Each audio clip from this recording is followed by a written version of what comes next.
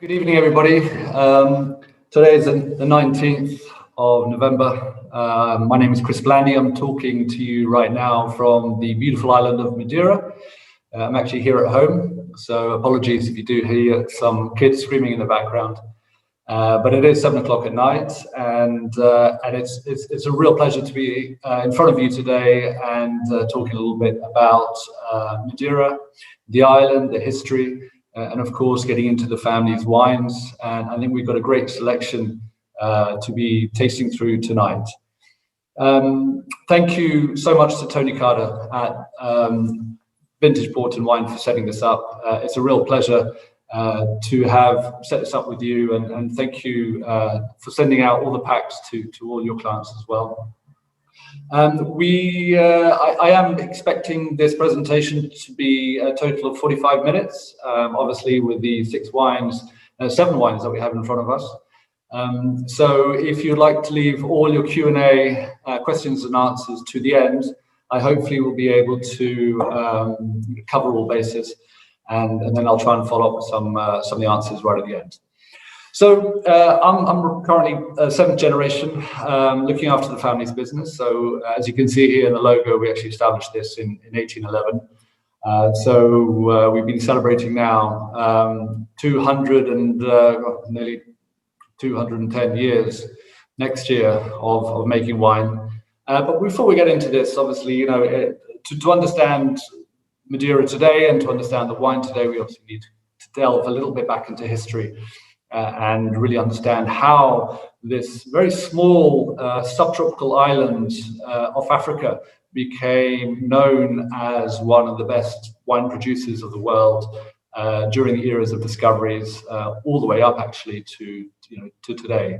So just putting it into perspective, Madeira's location is ultimately what benefited it the most. As you can see here, the small dot closer to Morocco than it is to Portugal. It was discovered by the Portuguese in 1419, and ever since that year served as almost a refueling post for all the ships, mostly Portuguese ships, who would pass by Madeira to pick up fresh water, vegetables, food, etc., to take them on their voyages down the western seaboard of Africa, around South Africa, up to India, down to Brazil, across the Caribbean, and then, of course, up the eastern seaboard of the United States of America. Now, this is all done in conjunction with the prevailing winds and, of course, with the currents. So Madeira was strategically a very important port of call.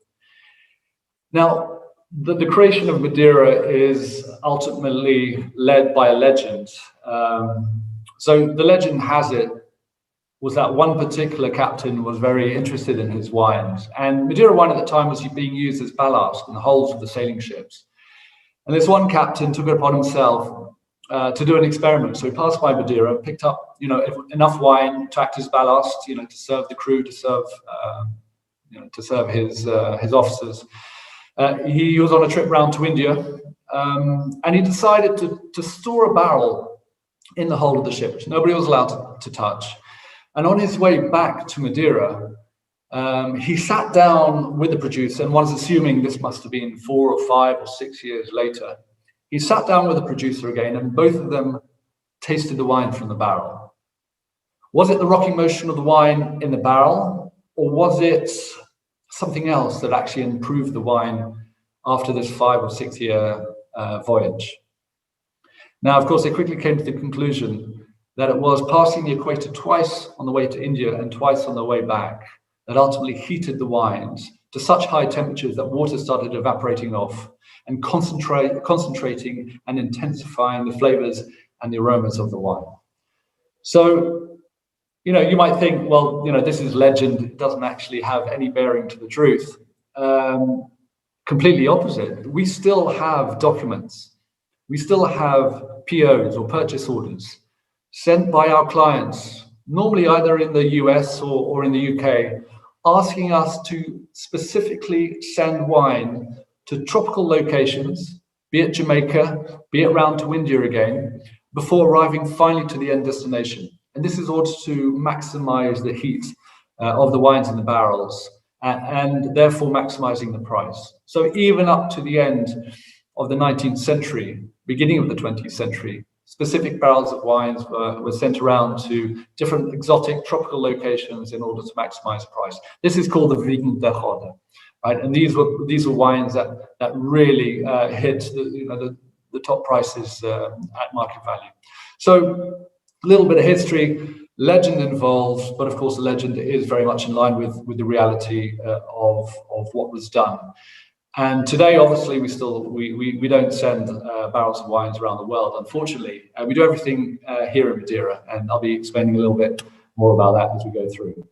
But before, let me touch a little bit about the island, because the island is absolutely critical to understand. It is a subtropical island. It is quite far south, and it is in the middle of the Atlantic. So probably not your classical growing location for high quality wines.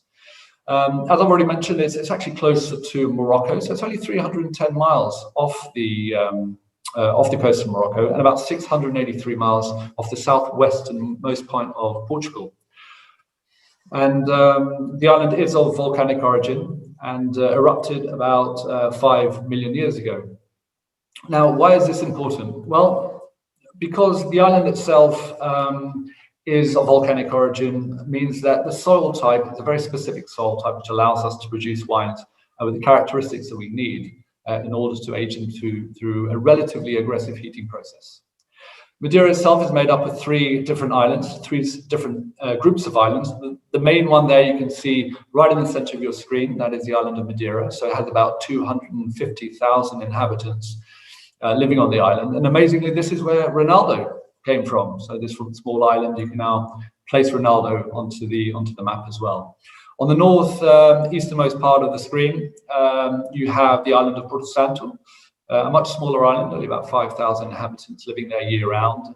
And it's a place where most of Madeira goes during the summer holidays because it's got an absolutely stunning sandy beach of about 9 miles, a really beautiful place to visit.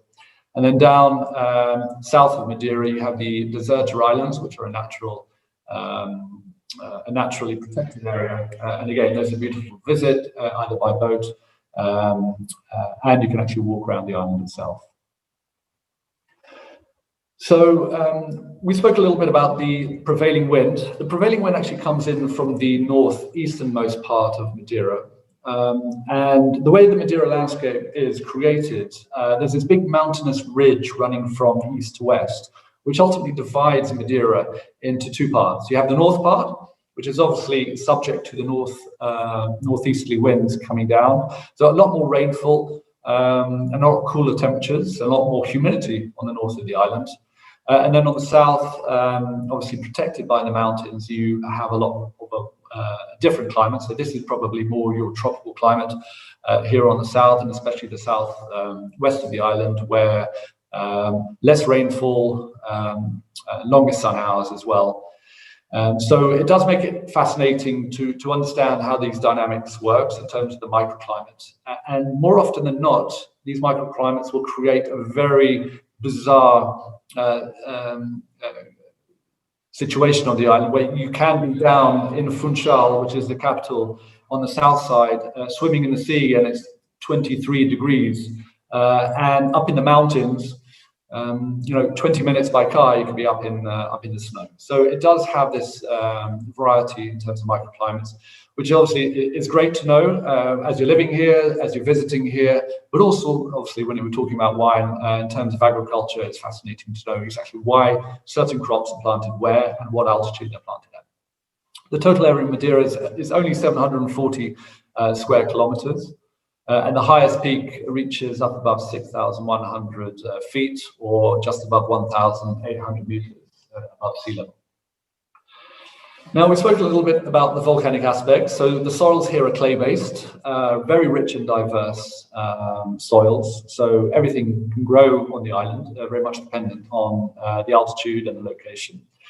It's very high in iron, manganese, and magnesium, and this translates into very high acidic fruit that we have here. So any type of fruit that you try on the island, be it passion fruit, banana, you'll always have this underlying acidic base. which actually gives you a real amount of freshness to the fruit that we have. But really importantly, when it comes to winemaking, the acidity is probably the sole main component that we need in order to create the stability in the wine as we're losing quite a lot of volume through water evaporation. Then on the right-hand side, you do have, of course, natural resources. Madeira being a subtropical island, about 70% of the island is covered by UNESCO protected rainforest. And of course, this rainforest is fed by these beautiful springs, water springs, all around the island, the majority of which are going to be on the north.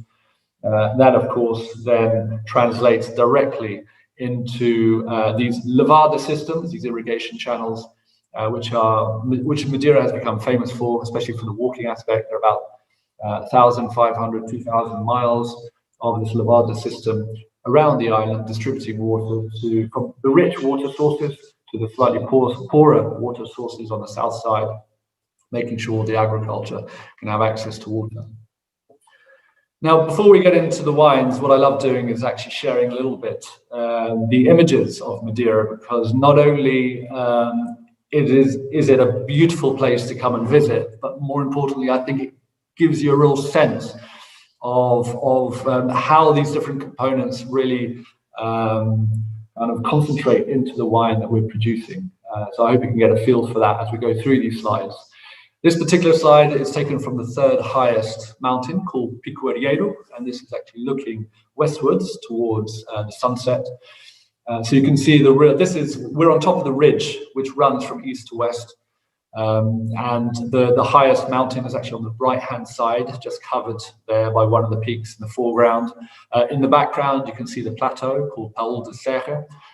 So a great walking destination, and it's this mountainous ridge running down from east to west that's going to separate your different microclimates, your north and your south. This here is a beautiful fishing village of Seychelles. You can really get a feeling and an understanding of the volcanic influence on the island. So, and as you can see in the foreground on the picture on the left-hand side, you do have black beaches on the island of Madeira. You only have two sandy beaches, golden sandy beaches, and this was sand specifically brought in from mainland Portugal and also from Africa. But the real sand from Madeira are either the pebble beaches or the black sand. And this is Seychelles. You can actually go swimming in the black sandy beach there on the left-hand side. But what I like especially about this image is not only the Lowry Silver Forest, which is a protected forest, which I spoke about, going up into the mountains and down into the ravine, but also two of the wines that we're going to be tasting today. The majority of the varietals of the grapes for these two wines are actually sourced in this region, and they are Cercial and Verdelho. This is the irrigation channel I was telling you about. So, I mean, this is a real beautiful image on the north of the island. You can walk along for many, many hours in these irrigation channels. You get a real sense for agriculture and for the Lowry Silver Forest. Everywhere you go on the island, you have beautiful images, and viewpoints are everywhere. So everybody has a fantastic view. This is a particular view from São Jorge on the north of the island. So this is where the majority of Malmsey is grown on the island. And this is looking westwards from the north. So you can see the Arco de São Jorge on the left-hand side there, the fishing village. And then right there at the end, the headland of Porto Muniz. As a comparison, this is at the south. This is the Ponta do Sol. Again, different microclimate here. You do have the stone beaches there and a very big concentration of banana plantation, which is probably the second most important export when it comes to Madeira crops. It's wine and banana is shortly behind. And then, of course, this is where I live. So this is the capital city, Funchal. You can see the Serra in the foreground, which is the cathedral. The wine lodge that I'll be telling you about a little bit later is on the left-hand side, quite close to the sea, and you'll get a feeling for that as you go through it. And I'm actually located, I don't know if you can see halfway up the image on the right-hand side, this big bridge. I am just below there. So it is, we're very lucky to live in this such a beautiful island. And then, of course, finally, this is the image looking at sunset again, looking westwards over the harbour of Funchal. Now, talking a little bit about the vineyards, we always say tongue-in-cheek, the perfect place for vineyards, because, it is quite far south, it is quite close to Africa. We do have a subtropical climate, so not your normal growing conditions for some of the top wines of the world, but Madeira somehow manages to find the right components in order to make some great wines. The viticulture seen here, just bear in mind, it is micro viticulture. Francisco Albuquerque, our winemaker, talks of the vineyard situation here and our vineyard growers as garden growers. So, these are people who have been inheriting land for generations. Very, very small average land holding per grower. So the total area, we're only talking about 1,235 acres of vines, split between about 1,500 registered growers. Okay, so we are talking about micro viticulture. Just to give you an idea, this harvest, we worked with about 600 individual growers from all around the island.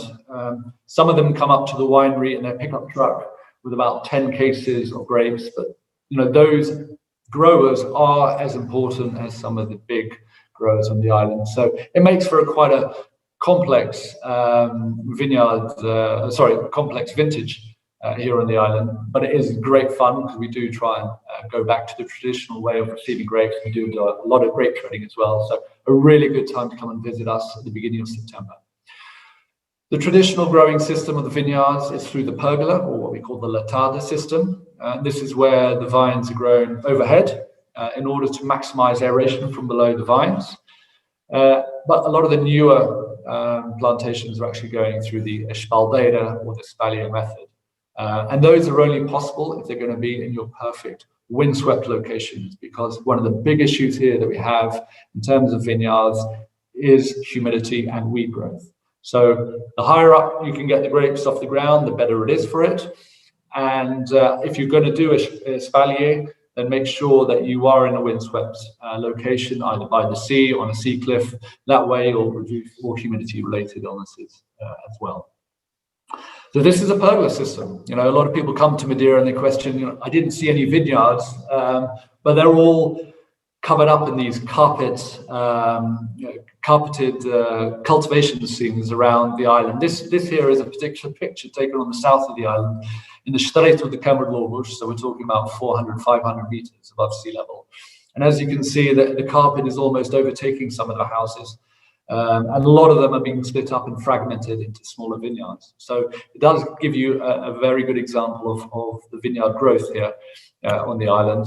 And this is a typical scene during harvest time. So rather than bending down, picking grapes from the normal espalier method, here you're actually, if you're lucky enough, if you're short enough, you'll be picking grapes up above head height, which actually makes it a lot more comfortable. Then, of course, this is what I was trying to explain when the best locations for espalier are going to be on the sea cliffs. This here is a beautiful vineyard above Porto Muniz, owned by a very dynamic young grape grower. Here he's actually got about 7 hectares of Verdelho, and as you can see, the pristine conditions right across the sea cliff. It's probably, in my opinion, at least one of the most spectacular vineyards in Portugal, if not in Europe.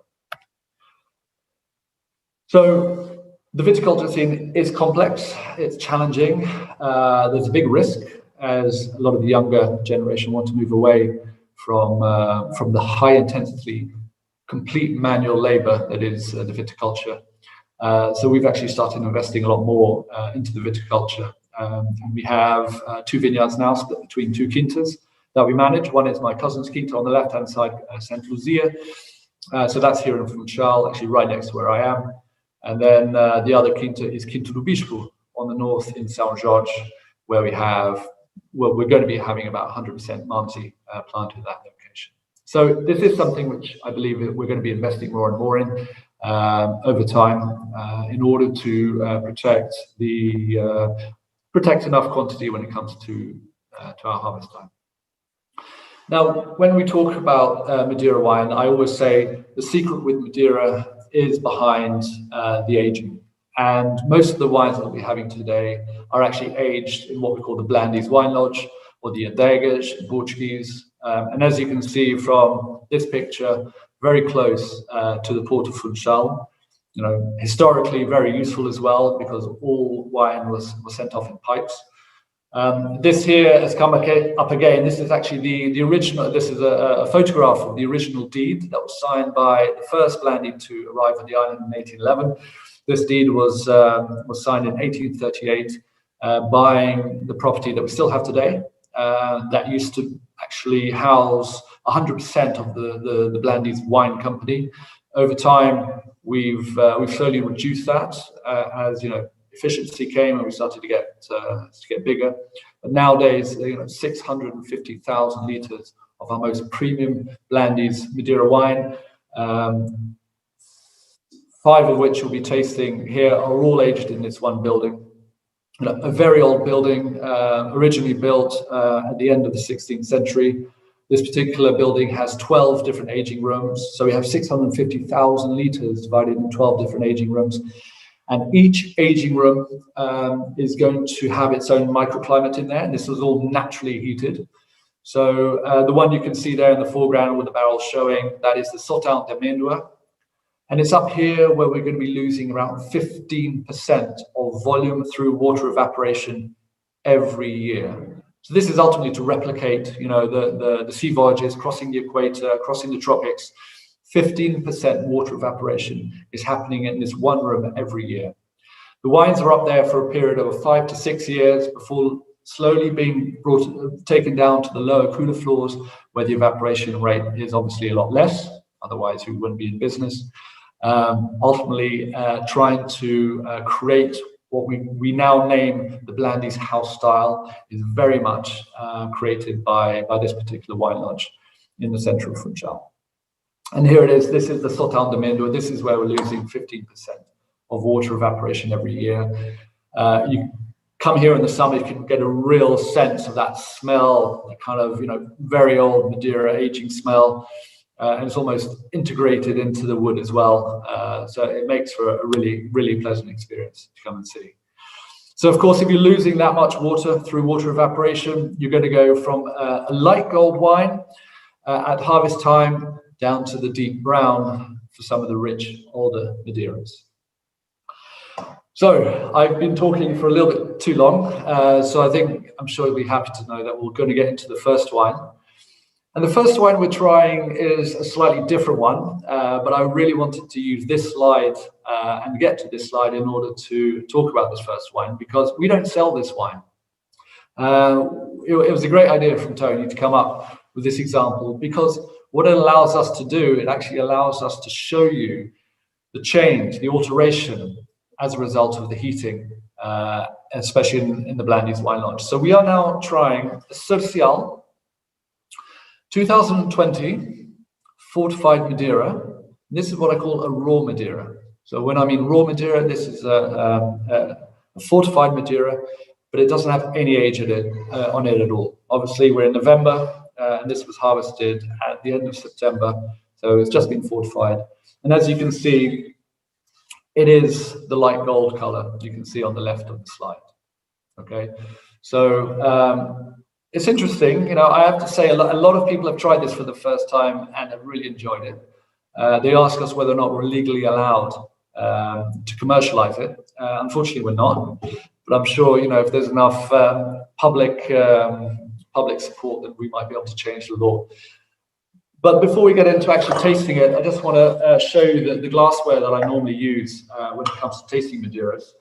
No, let's not get too complicated. I have normal white wine glass. It's actually slightly bigger than a normal white wine glass, but a white wine glass serves absolutely perfectly.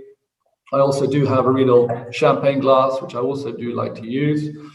But more often than not, a port glass works extremely well for all Madeiras. But if you really want to go to the next level and you have some very old vintage Madeiras at home, and go for the Super Aquavit. Unfortunately, I don't have any here. I've got some at the wine lodge. You go for the Super Aquavit glass, and that's going to really take the experience up to the next level. But this is the best glass if you have it to use, or the white wine glass, so feel free. And as you can see, if you've got this Social Raw in front of you, the wine itself is not what you would expect from a Madeira. Of course, it doesn't have any Madeira aging to it. I get this lovely apple nose and slight honey, and also some almost some very kind of light whiskey notes to it as well. So it is fascinating to show how this is then going to translate into our 10-year-old Social. So if I was you, I'll try and keep a little bit of that back later and taste it as we're going through tasting the 10-year-old Social as well. And as we're going to go through this, everybody's going to have their own experience with the wines. There's no clear aroma or flavor tasting notes for a lot of these wines. Even when you get some of the top master sommeliers, the master of wines, some of the top journalists trying the same wine, a lot of them will come out with different tasting notes. So it's almost if you're tasting two different wines. It's very much to do with our own personal experience. Not a lot of us are drinking Madeira wine on a regular basis. So this aroma wheel here is quite interesting because this is at the end of a scientific research project that we did, trying to identify what are the core Madeira wine aromas and flavors found as you go through the different varietals. So this is quite interesting to have as you go through the wines. Please come back and visit it. So the first one we're going to be tasting, with the exception of the raw, is the Tinta Negra. And the wine that we've chosen is the Duke of Sussex. Before we get into the wine, a little bit about Tinta Negra. So as you can see from the picture, it is a red grape. Even though the wine in the glass, it might not seem like it's coming from a red grape. But it is a red grape. And this is actually probably the most important grape that we have on the island. There are about 588 acres of Tinta Negra planted, the majority on the south and the north of the island. South in Câmara with the estate of Câmara, and on the north in the region of São Luciano.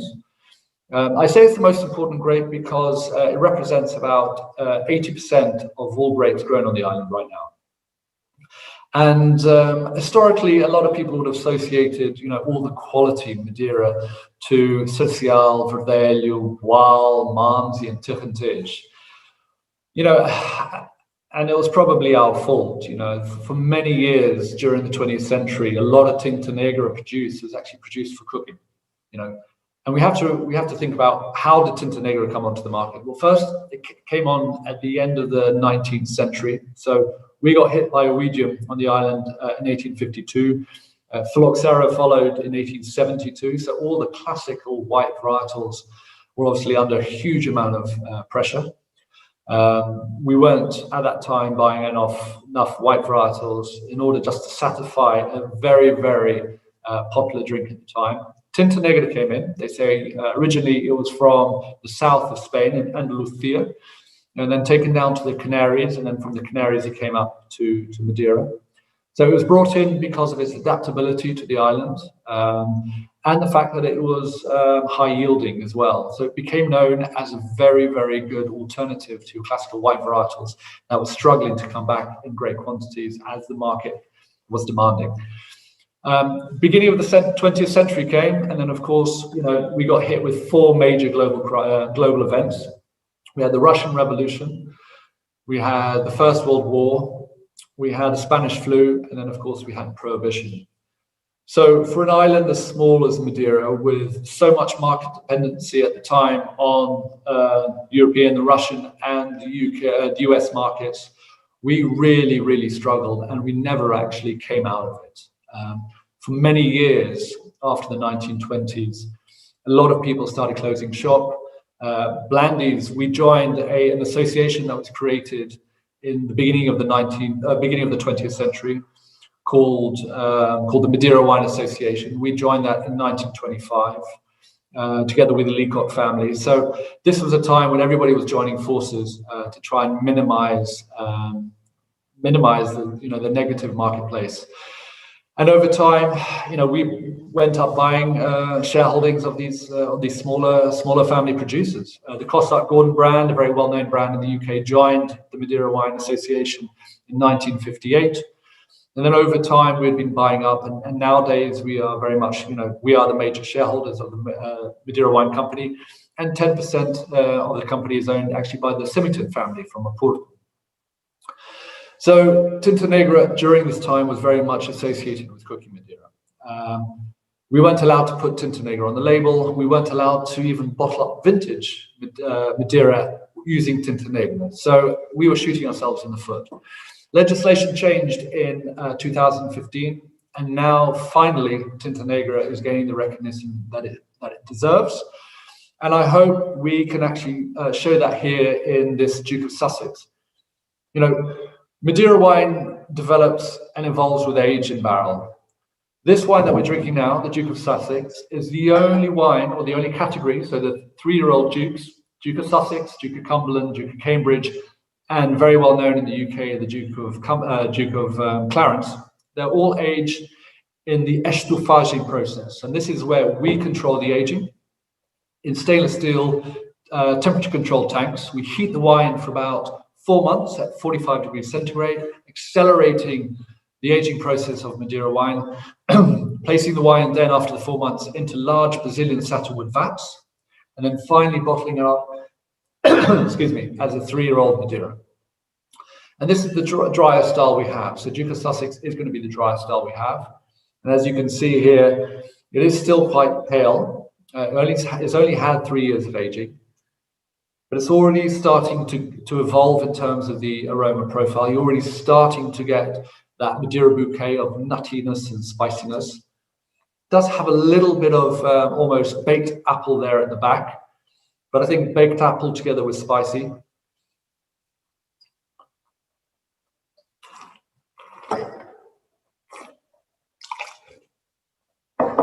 And then this is what you're going to get with all of our wines. You're going to get this lovely acidity, really finding the balance with the sugars there, giving great freshness, great length. And for a 3-year-old, it's a really accessible wine, lovely to have chilled with some almonds before a meal. Lovely to have with some cheese. So it's a real versatile wine, and really, really interesting. Even a Tinta Negra Gape, it's amazing what it can do as a 3-year-old. Imagine what it can do as a 5 or 10 and a vintage Madeira. So, as I said, Tinta Negra has been underappreciated for many years. Time has changed now to give it as much appreciation as possible. For all of you who like the technical aspects, each one of the wines we're going to be tasting through does have a technical sheet to it. Key things here to recognize: it's 19% alcohol. Residual sugar, quite high for a dry Madeira, 50 grams per litre. But you don't get that because of that acidity. Nice 6 grams per litre acidity here, giving it real balance and real freshness. Now, moving on now into your classical white varietals. Just remember here, whereas Tinta Negra can represent any one of the 4 styles of Madeira. So we do have a dry, a medium rich, and a rich Tinta Negra, all made with the same varietals. When it comes to these white varietals, it's all about stylistic preference for each one of the varietals, and this is actually set down by law in the legislation that governs the Madeira wine sector. The Social on your left-hand side is always going to produce the dry style of Madeira, so around 50 grams per litre of residual sugar. Verdelho is always going to produce a medium dry style of Madeira, so around 70 grams per litre. The Boal, a medium rich Madeira, again, around 90 grams per litre. And then Malmsey, the richest style of Madeira. And here we can go from about 105 grams per litre up to as high as you want.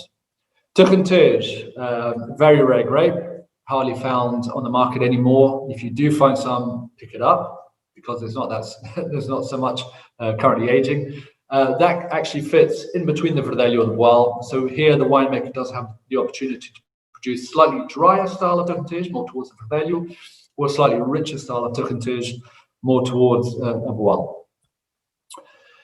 So wine number 3, we do have a 10-year-old Madeira.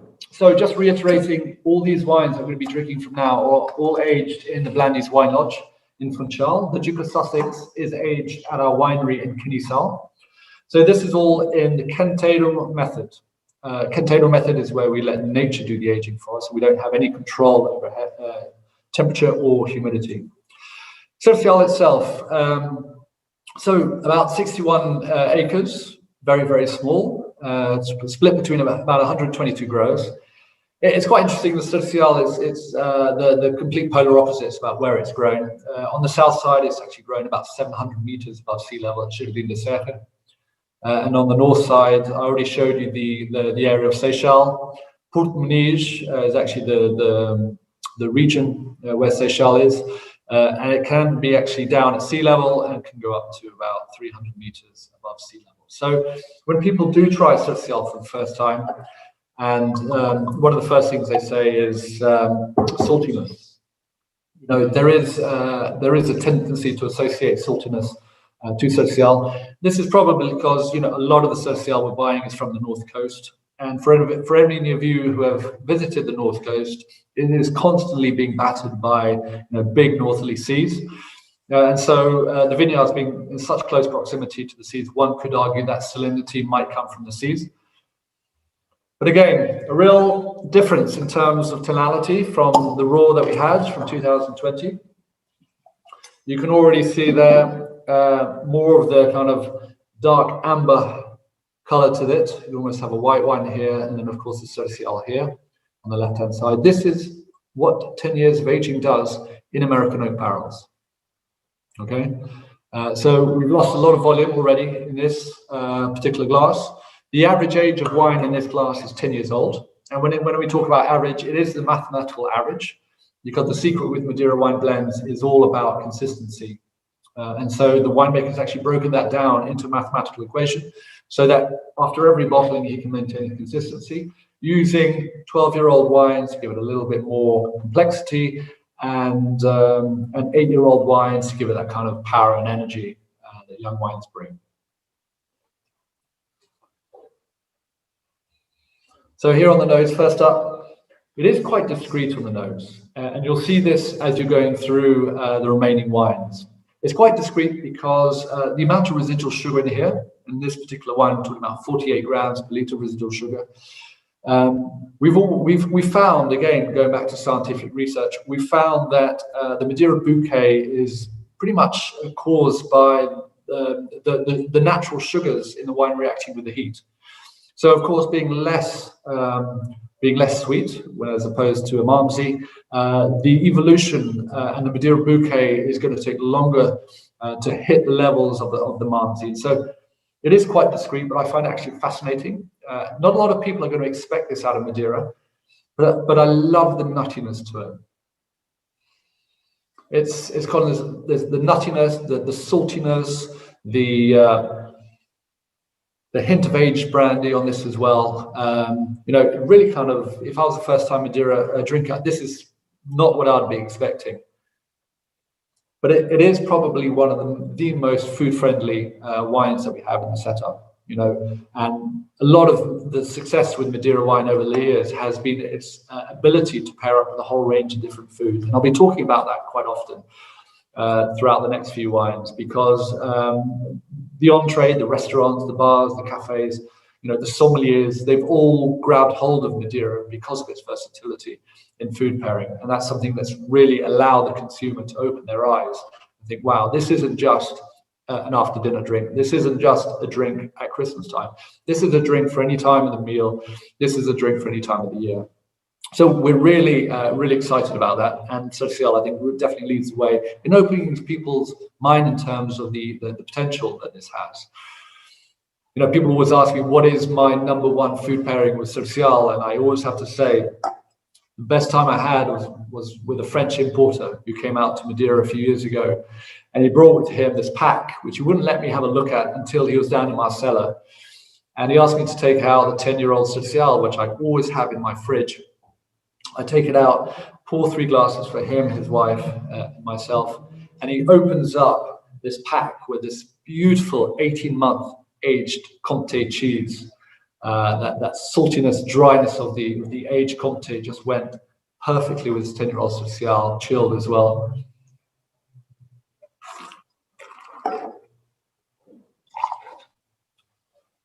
But you can definitely see there, oysters, sushi. You can really start to push the envelope out in terms of how successful this wine is when it comes to pairing.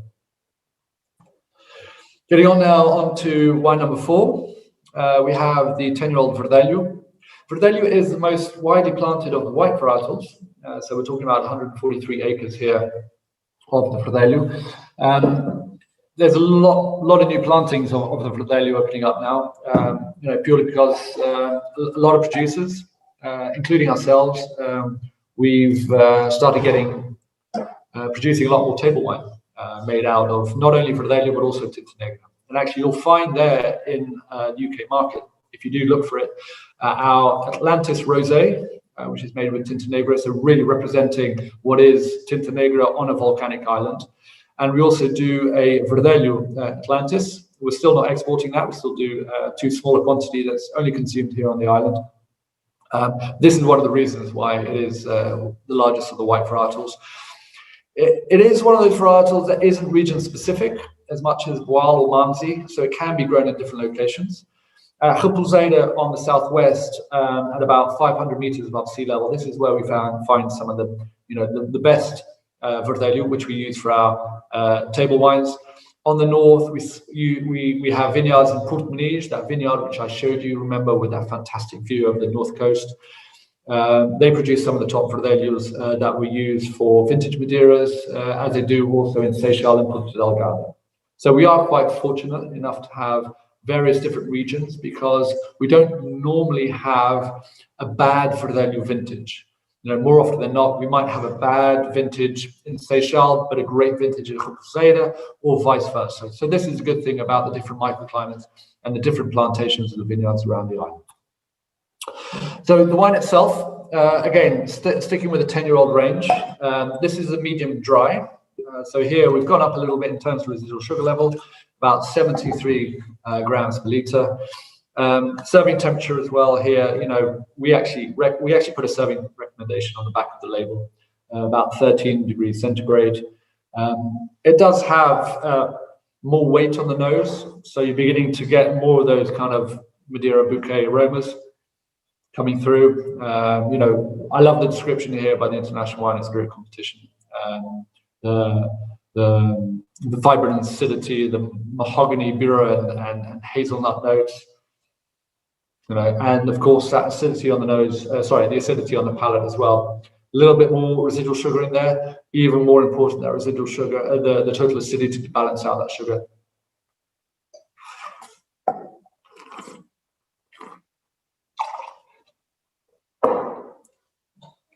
And more mouthfeel as you get that sugar working. It's coating your palate more. Again, that acidity, give it almost a tangerine finish. But not a fresh tangerine, almost like a baked tangerine, marmalade-ish. It's really, really, really tight. Really easy wine to pair up with foods as well. Again, if you want something simple, go for the hard cheeses, aged hard cheeses. Soups work extremely well with this. Or if you're like me and you love roast chicken, that is a match made in heaven. I think it is one of the best food pairings that I've ever done, Verdelho with roast chicken. Try it out if you do have that at home, because you'll be really surprised. So getting now onto the Boal, I have to say, as a consumer of Madeira wine, I do tend to lean quite a lot to the Boal varietal. For me, it ticks a lot of boxes in terms of what I want as a consumer. It's almost like choosing your best, who's your favorite child, so it makes it quite a difficult conversation. But I think Boal is medium rich, the sugar level is right for me.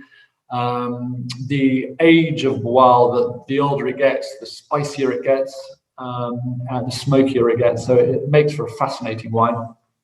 And again, an extremely friendly food pairing wine. This is very region specific, and this is actually the varietal that we probably have the most concern of in terms of future production. There's a lot of real estate going on right now in that region of Madeira, and actually, it was already started pre-COVID. Actually, during COVID, a lot of people are coming to Madeira and looking for places to invest. So the agricultural scene is under a lot of pressure to try and protect it for the next generation coming through.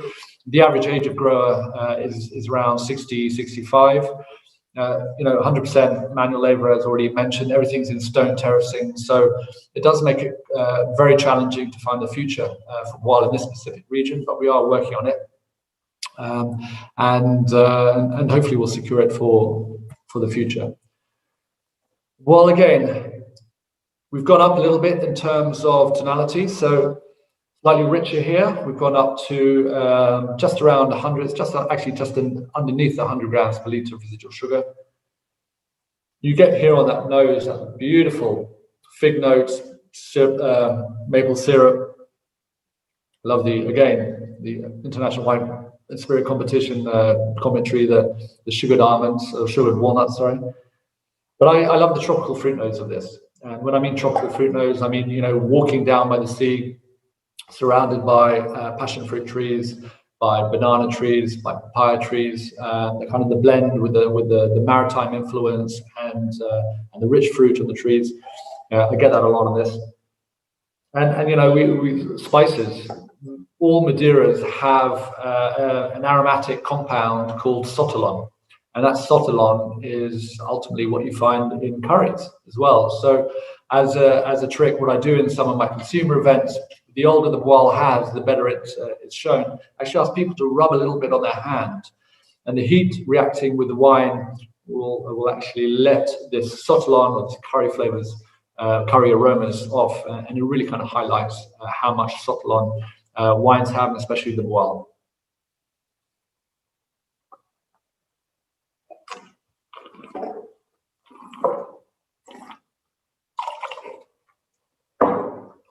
Again, definitely a step up in terms of sugar level when compared to the Verdelho. Again, more mouth-filling, really does coat your tongue. That acidity, though, again, very, very prominent, slightly higher than the Verdelho and the Social. In terms of food pairing notes with this, if you like pâtés, if you like foie gras, if you like blue cheeses, if you like fruit cakes, creme brulees, it works extremely well. So feel free, give it a go, put some of your tasting notes onto the YouTube page, and it'd be great to know what's worked with you and what hasn't worked with you. And now our penultimate wine is the 10-year-old Malmsey. This, I think, is probably what people in the UK think of Madeira. This is the richer style of Madeira is very much overall what the sector sells most of. So I think people's perception of Madeira is very much a richer style. But I think it's, again, the most encompassing wine, just because pound for pound, within the same age group, Madeira wine is going to give you a greater aroma profile, is going to give you greater the greater Madeira bouquet. You have a lot more residual sugar here reacting with the heat, creating this Madeira bouquet. So it's definitely more. It's definitely more forward on the note, which I think is fascinating.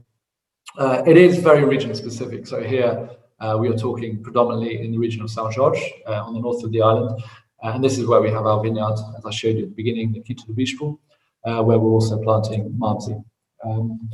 And the wine itself, as I mentioned, a lot of figs here, more the kind of the molasses coming through, the marmalade, the orange peel, almost a lovely note of kind of soft notes of aged rum on there as well. You get a real sense that what you're going to be drinking is something that's going to be quite sweet. You don't know how sweet it's going to be, but you definitely get a sense that you're going to go into something that's going to be quite rich.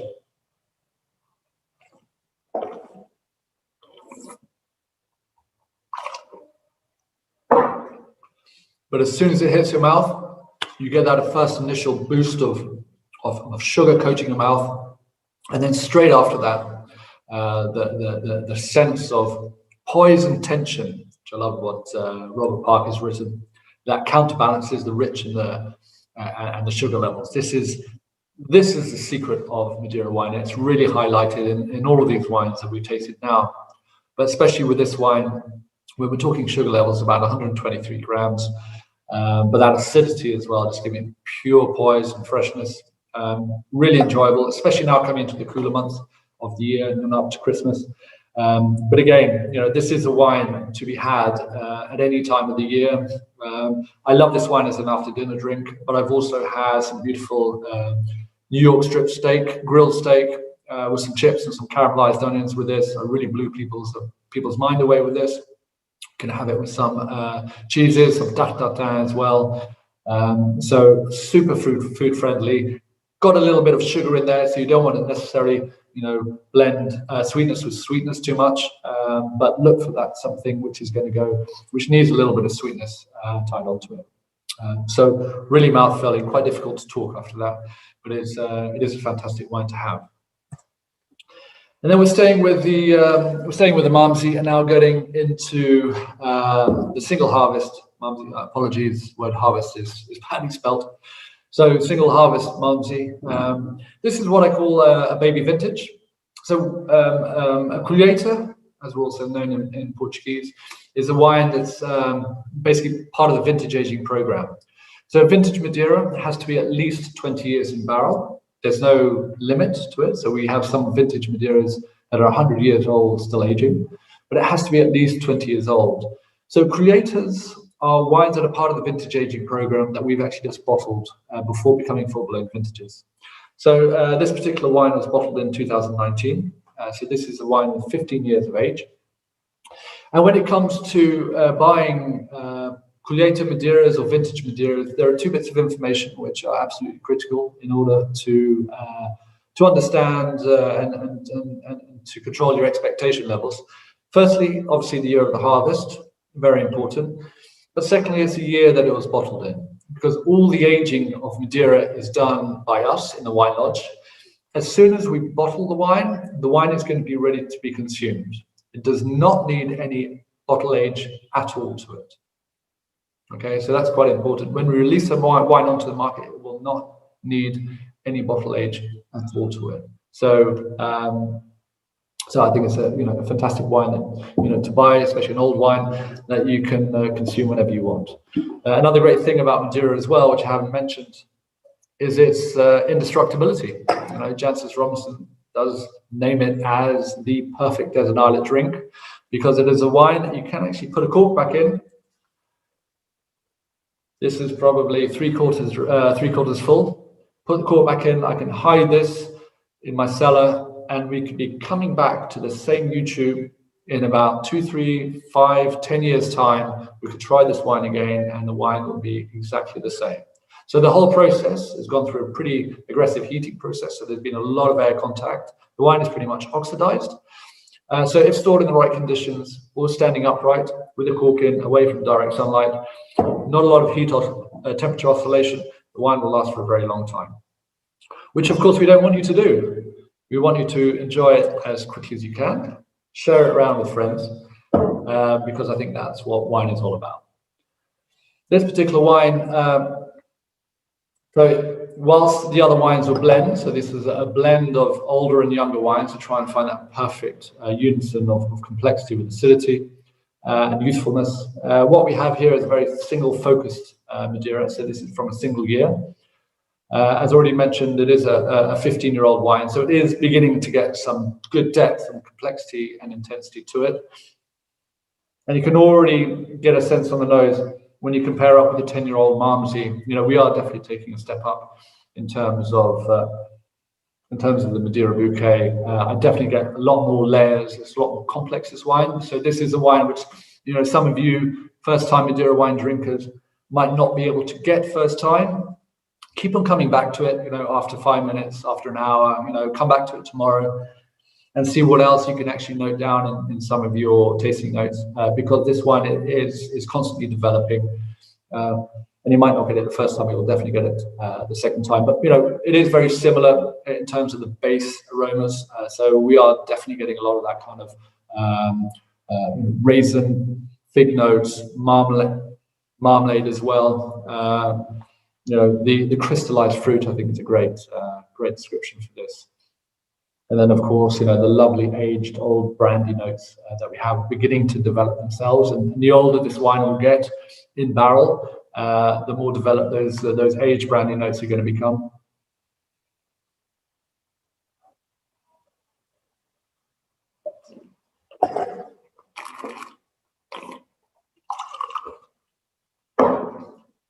On the palate, again, the higher strung acidity, that tension to it.